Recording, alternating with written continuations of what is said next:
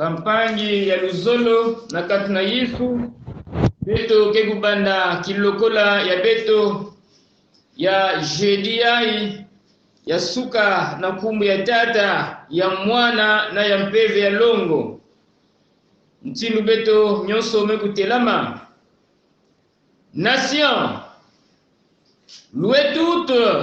le Seigneur. Peuple, glorifiez-le tous, car sa fidélité nous dépasse et la loyauté du Seigneur est pour toujours. Alléluia, amen. Amen. Beto kekubaka nkunga ya beto ya 638 ya Kintwadi. Utukwiza ngata kupatamu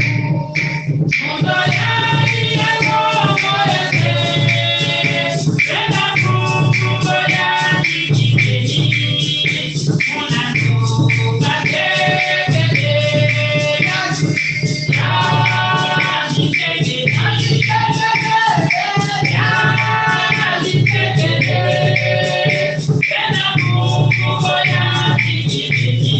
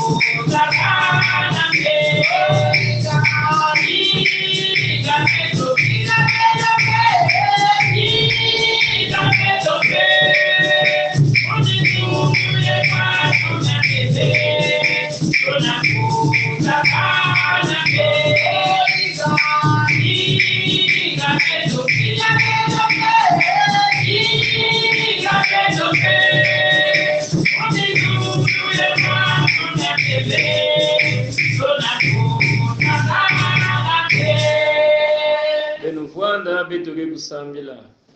Zambi tate beto inege na mazulu matondo beto kuna futula ntadisi yange samuna luzolo yange samuna bimangu yange nzambi tate beto inangeke na kusala na katikati ya beto kulala kana mpipa mutindu bantu mekukondwa moyo mengeme kuvumbula beto ngeme kunatila beto na katina inzo yange samuna kupesa nkembo na nsitusu nange nzambi tate beto inege na mazulu o mfumu beto bayayi mekukwiza ngeme kuzaba beto ngeke na kutalila beto na mbote samuti ngekele nzambi mfumu beto kevea kulunga na tadisi yange lemvukila beto na masumu nyonso ina beto mekuyidika na tadisi yange mfumu samuti banda na banzonzolo ya beto na mayindu ya beto na talulu ya beto na mutindi ya beto ya kutambula tata nzambi beto kevea kulunga beto kevea longo mutinu kekele ya longo lemvukila beto na masumi ya beto nyonso salila beto tatanzami mutindu inangeme kuzola o mfumu kilokola ya beto na kuyekula ya nange vana na beto na mbandukulu tina sukunu bika tikumbe nge ya kukemboswa na mkumbe Yesu mfumu na mvulusi beto mekulomba amen Amen. ibundu ya tatanzami ikele kiese na mayangi na beto dibundu na kuvanda kintwali na ntangu ya ni mutindu mamu ya nzambi gena kuzonza ati muke na kiese ina bame kuzonzila na munu tibeto kwenda na inzo wa nzambi beto peme kwiza na suka yai na kulagisa kiese ya beto na atadisi ya tatanzambi ina mekupokila beto nina yao beto kwenda kuzonza ngizulu ya mbote na dibundu nyonso beto bayai nyonso mekuyonzama awa yavanda baina mekatuka na bazanex ya kaka baparosa kaka na mabundu ya kaka to beto bantu ya inzo na bakulunti ya dibundu na bakomision nyonso inakena kusala bikati beto nyonso beto kwiza na kiyenge ya mfumu na bisielo ya tatanzami baina pe tatanzami kena kupokila tangu nyonso na kwiza sala kisalo yani bikati beto nyonso beto kwiza na kiyenge ya mfumu tatanzami kufanda na beto yani kusakumuna beto kukeba beto pe kusalila beto mutindu inya yani mosi mekuzola nina yao beto kena kuzonza beto nyonso biza kweto mu nikata tanzami Anusakumunanga akasisalilanga se na kitezo ki na yao bampangi na luzolo bampangi luzolo na kati na Yesu bikati mutindu beto no kutela mapesa mpangi yange sourire na mutindu ina beto kena kurespecte misiku ya COVID-19 pesa yani sourire beto kuyangalala mkunga na commission technique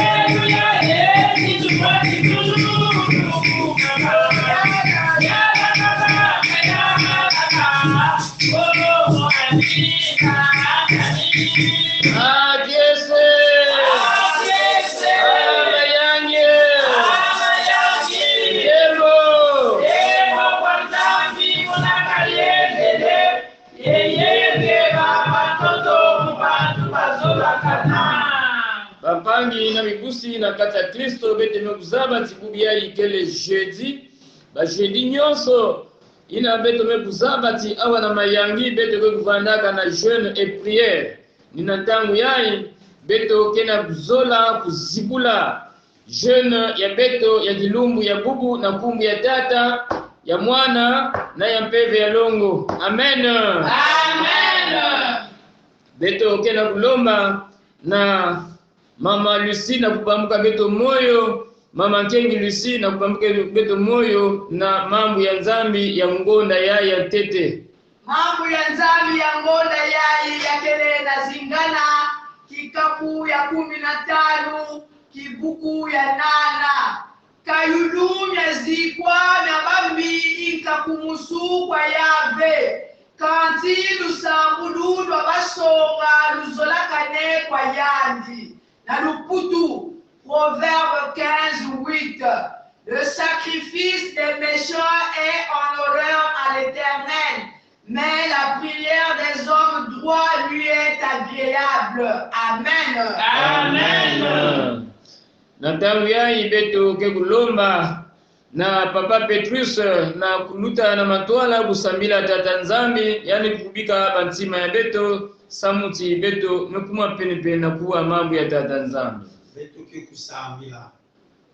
nzambi ngeina ikele nzambi ya lulendo, nzambi ya zola, nzambi ya nkenda.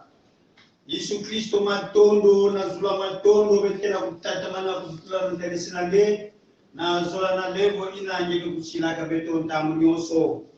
Matondo tata nzambi na souffle de vie. Matondo tata nzambi na ntamu beto pana kumbua mambo yange, mambo na ikele ya ndongo, mambo na nenda kukitula luzingu ya muntu nzambi. Nina ngebe tumekuja kula ya nzambi kishero ya nge inangebe kusola na kilungu ya pupu ya itata nzambi. Mambo yange ya nzambi ni nakaka ya nzambi na kutransforme luzingu ya muntu tata nzambi. Nikuna tata nzambi na kilokola yeye kubika bantima ya beto inakena kutambula mambo ya itata nzambi na yandi penge kusola na kilungu ya pupu ya itata nzambi. Nikaka kampere ya jego kuwa na katina yandi kakuna kimuntu na katina yandi tata nzambi. Kakampere ya gefa na kuvuva na katina yandi afeke tata nzambi ina nyoso ubasikala na inwa yandi ya ubana rega na dutumu ya mpebe yangi kembo swa yange zitu swa yange na mkumbe Yesu Kristo mfumo na mvurusi ya beto. Ameni. Amen. Ibundi ya tata nzambi beto kutelema beto nyonso beto ke kuyimba mpunga beto ya kintwali ina commission technique kunata na manima beto kuwa mambo ya tata nzambi. Ibundu jeti beni na Mungu na mbinguni, basi enyana ya shikela kaya kuna, basi bakeni Mungu ameninuka, yego yeti tukutila kukakaka. jeti beni na Mungu na mbinguni, basi enyana ya shikela kaya kuna, basi bakeni Mungu ameninuka, yego yeti tukutila kukakaka.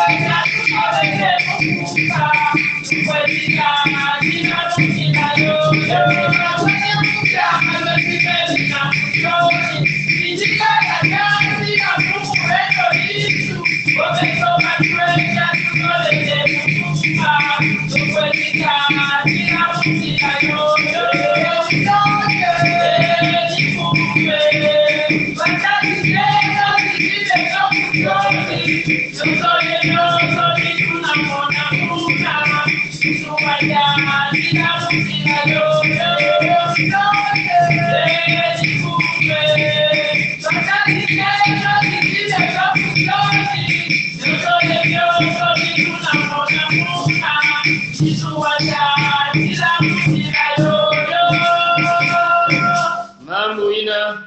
beto mekubaka itele mambo ina guide biblique ya dibundu mekupesa na beto yakele mambo kele na mkanda ya Exode na chapitre 20 beto iko kutanga bana na verset 8 beto kusugisa na verset 11 yamekusonama na mutindo yai na lumputu na Bible ina muke na yao. Souviens-toi du jour du repos pour le sanctifier. Tu travailleras 6 jours et tu feras tout ton ouvrage. Mais le 7e jour est le jour du repos de l'Éternel ton Dieu. Tu ne feras aucun ouvrage, ni toi, ni ton fils, ni ta fille, ni ton serviteur, ni ta servante, ni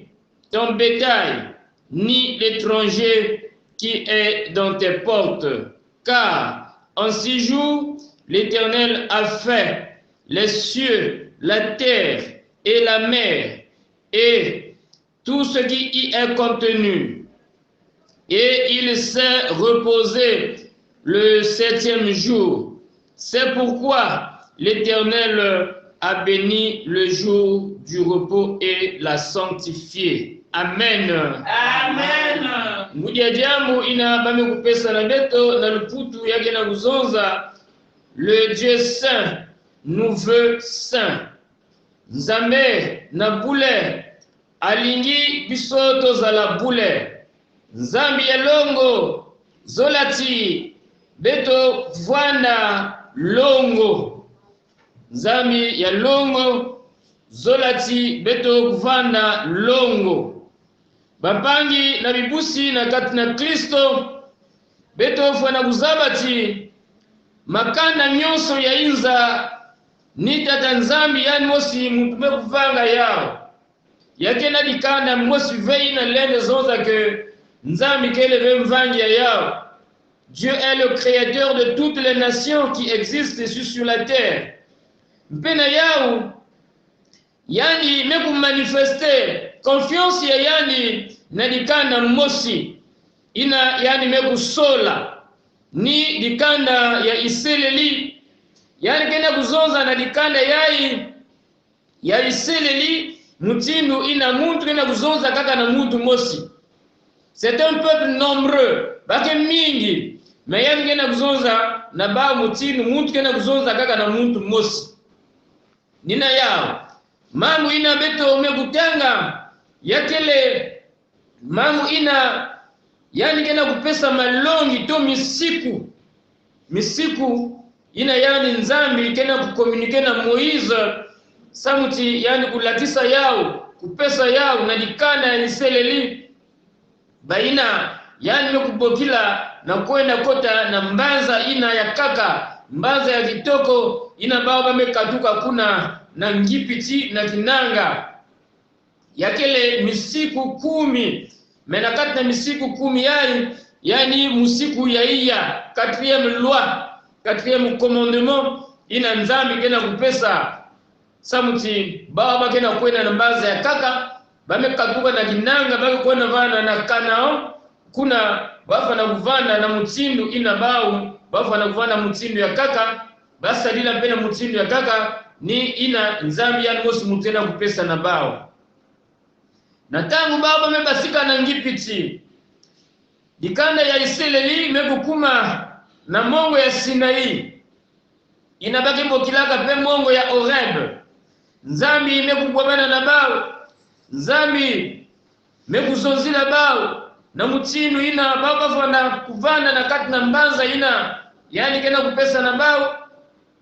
pe yani kena kupesa bao malongi ya mutina mutindu ina baba fana kusima yao pe kusalila yao samuti nakati na mbanza ina ya malmalu mbanza ina bampasike kuvanda ve mbanza ina yani kena kupesa na bao bafa na kukengila misiku yayi samuti bao kuvanda na kiyenge nina yao mutindu beto usilaga yao na mbandukulu yayi ni musiku ya iya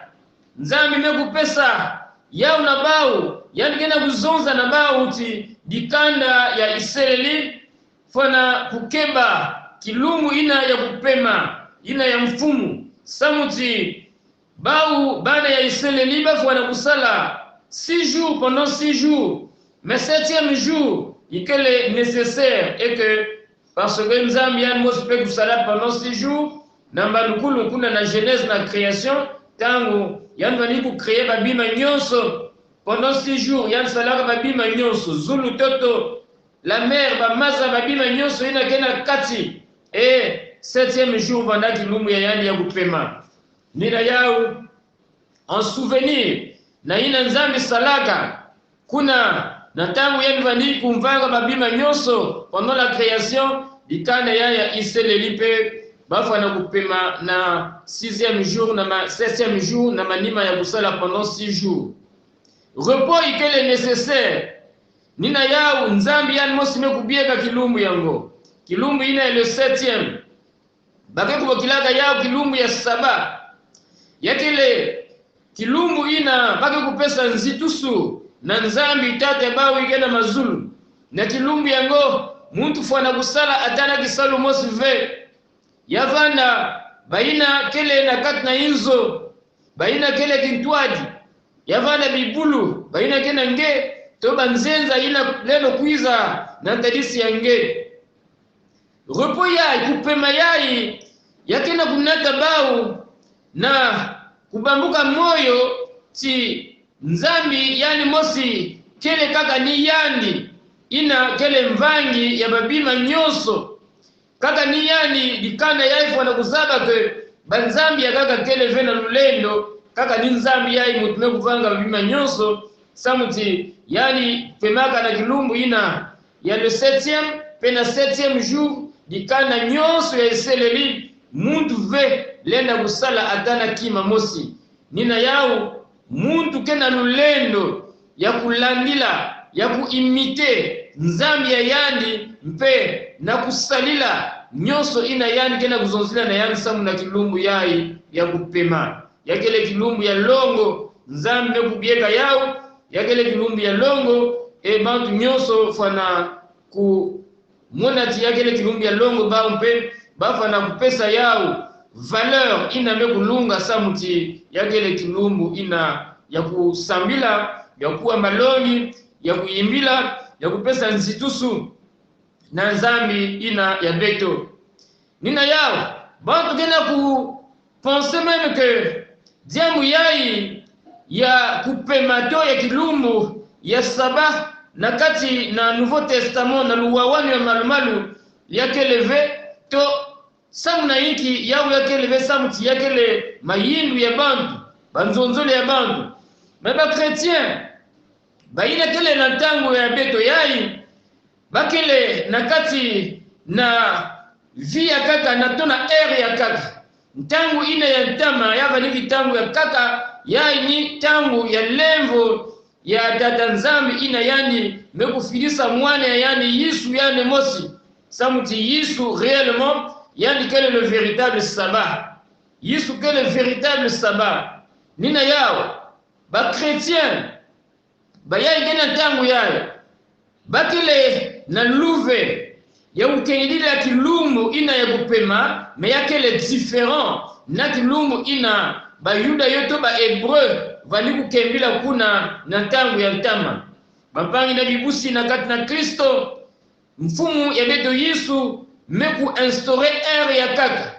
meku pesa tangu ya kaka meku pesa mangu yai na mtindu ina ya kaka tsamuti yani kuizaka vena kukatula me yani kuiza na kulungisa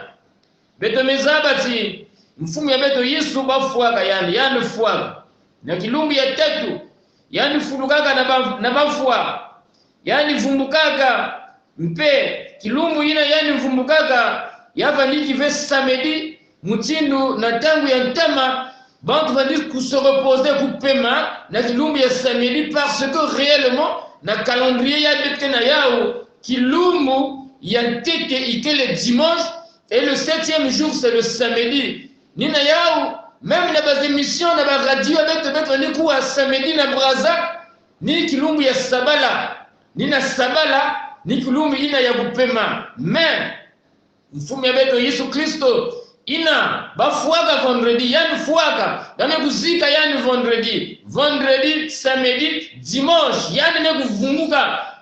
ni dimanche samu na ba chrétien mekuma kilumbu ya nene kilumbu ya fête kilumbu ya adoration kilumbu ya kuyangalala différent na ina ba hébreu ba yuda yo bali kukembila kilumbu ya kupema kilumbu ya kupesa nzitusu na tata nzambi ya beto ba chrétien na tangu yai ikele ni kulumbu ya lumingu ikele kulumbu ya kulumbu ya lumingu ni dimanche yakele par rapport na victoire ina nzambi ya beto mfumu ya beto Yesu Kristo nungaka na matwala ya Satan na matwala mpe ya lufwa nina yao bampangi na bibusi beto lenda kukembila kilumbu ya lumingu samna kubanzila mfulukulu ya Yesu Kristo ina kele mfumu ya beto kangama na yao ya kele mambo ya nzambi repos ya tata nzambi ikele ni mfumu ya beto Yesu Kristo nina yao beto fona kukembila saba ya beto ikele ni kilumbu ina ya lumingu kilumbu ina ya lumingu mfumu ya beto Yesu Kristo yani kele kiyenge ya beto na Yesu Kristo ni misiku nyoso kele ya kulunga na katikati ya yani donc toute la loi est accomplie en Jésus-Christ nina yao bampani muntu nyoso beto fana kuvanda na makedika nyoso beto fana kusatache kangama sincèrement à Christ samuti yani kele preuve ya sainteté ya beto yani kele preuve ina beto kena kukuati nzambi yani kele ya longo yani kuzola tibeto beko kuvanda bantu ya longo ya makedika nzambi ina mekuvanga beto nzambi ina mekuidika beto nzambi ina mekubokila beto yani kele ya longo kana beto kangama na mfumu ya beto Yesu Kristo beto kuvanda bantu ya longo samuti yani ni muntu kaka mosi ina la kisaka bulongo awa na toto yani vandiki sans tache sans péché yani vaniki immaculé nina yao si betu mekukangama na Yesu betu kuvanda ya longo betu lenda ve kuvanda dessus atana kilumbu mosi samuti nina yani misiku nyoso kena kuiza kulunguswa awa na toto bikati mosi na beto kusima mambo yai beto keba bulongo ya beto samuti nzambi ya beto kele ya longo ya kele pasi na beto sala ngolo efforçons-nous beto sala ngolo na kukota na bulongo ya tata nzambi bika tata nzambi kubieka mambo ya yani amen beto nyoso beto ko kuyimba nkunga Nikiyekola mutila kulutu Ela kulutu Nikiyekola mutila kulutu Ela kulutu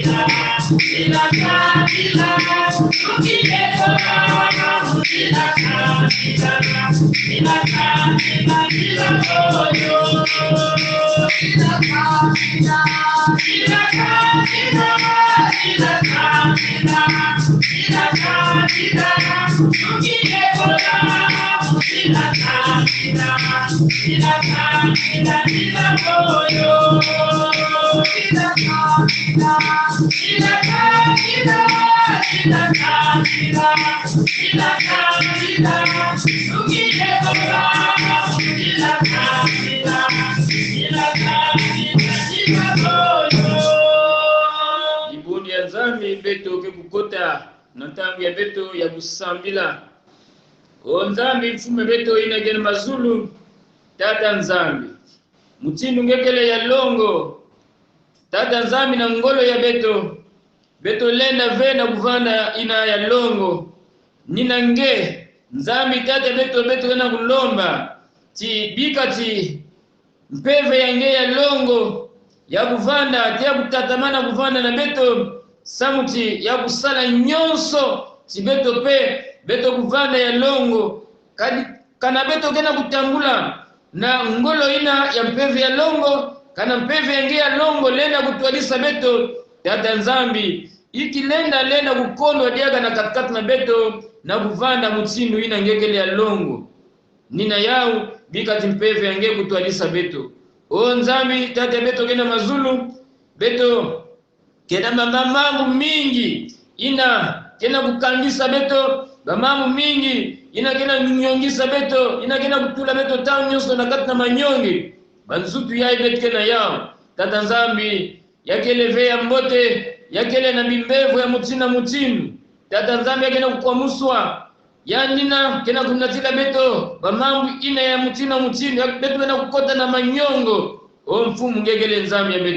beto kena kusikila kaka nange bikati nge kusala ya kulunga samti muntu na muntu kutambula dunia kusu ina kena kukatuka nange nzambi ya moyo nzambi ya nkenda nge nzambi ya lulendo sala na tadisi ya muntu na muntu baina kena kutekisa tata nzambi bakena kudila samuti bakupilion kena kukwiza ve tata nzambi ina kena bisalu ya maboko kena kuswa ve bisalu bikati nge kusaku muna ba o mfumu katula ntombe le noir seigneur ina kele na bizizi ya bantu ya kaka mekuluata ba masque de vieillesse tata nzambi sala na tadisi ya bao éclairé ba bikati nge kuzenga ba lien ya ba famille ina kena kukwamisa luzingo ya bana nge awa na toto o mfumu mutimu betu mekuma bantu enge betu mekangama na enge tata nzambi betu mekuma ya longo na nzila ya mwana enge Yesu Kristo tata nzambi betu kena kati ya inza ne betu lenda vanda diaka ve bantu ya inza yani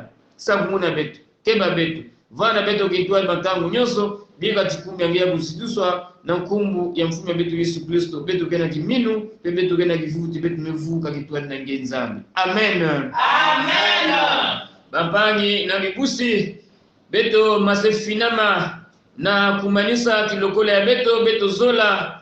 kuzonzila beno matondo mingi matondo na tata nzambi matondo na beno dibundu nyonso na beto nyonso baina mekuvanda na kitwadi awa na baina kena kulanda beto pe na bisika ya kaka kuna na baisi ya nzenza matondo na beno bika tata nzambi kuvanda na beno kitwadi yani kukeba beno yani kusabumuna beno mamu ina beto lenda kupesa na beno ikele mamu ina beto kekubokilaka nsima ya Bible Jean le chapitre 3 le verset 16 car Dieu a tant aimé le monde qu'il a donné son fils unique afin que quiconque croit en lui ne périsse point mais qu'il ait la vie éternelle nina ya dibundu mtinu beto mekufinama na kumanisa bikati beto kutelama beto ke kuyimbila na manima beto kusambila mpe beto ke kumanisa kilokole ya beto Zambi utu sakufuna